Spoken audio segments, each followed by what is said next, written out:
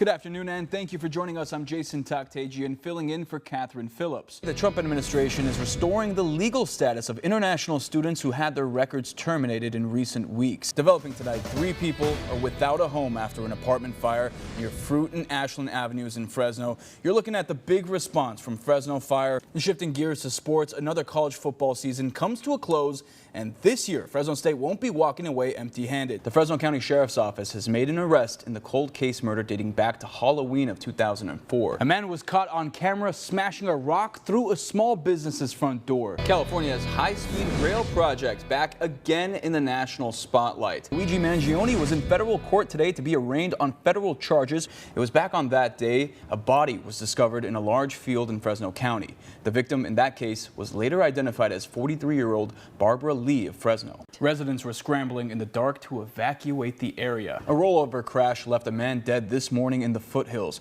We begin with breaking news. One woman has died in a crash this afternoon in Fresno County. Now you guys can see multiple fire trucks, but you guys were not able to see those fire trucks maybe 30, maybe 20 minutes ago just because of how intense that smoke was. Credit to Catherine for staying on those skates, because I would have been like Mayor Dyer holding on to the sides. I would have been like Mayor Dyer and falling.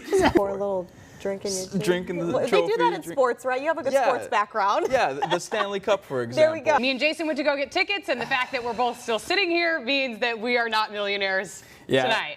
Good guess for those at home, just in case we won the million or not. Lakers also ended up winning that game against the Knicks in overtime. So the fans got free basketball, and he got a lot of money. richer for that shot. Janine Smith has lived in this home all of her life. When she found out about last night's fire, she dropped everything she was doing and rushed home. She said the one thing she wanted most was to reunite with her cat. And today, her prayers were answered. I ran down there to get my cat.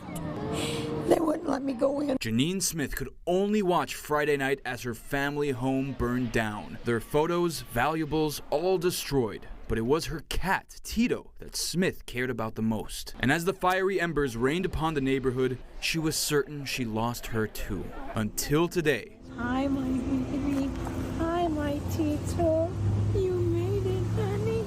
Smith and her daughter Linnea Chandler returned to what's left of their home around noon. And there she was, the cat they raised from a kitten. So we started calling for her to see if maybe she would appear, and when I turned around to walk back towards the front door, she was just sitting right next to the front door in between some boxes, huddled down, just staring at me with her big yellow eyes. My cat, my Tito, my precious Tito is alive. So everybody out there, she made it. It was a lone bright spot in a night filled with flames and ashes. Clovis Fire says the fire spanned 3 properties, destroying at least 9 cars, 5 boats, 2 sheds, and Smith's home. During the blaze, neighbors like Shivneel Sharma and Becky Barber jumped into action. I saw it from the intersection down there, and honestly, I thought it was my house at first because it was pretty bad. You're watching video of homeowners battling the fire with garden hoses. This, while other neighbors made sure everyone was accounted for.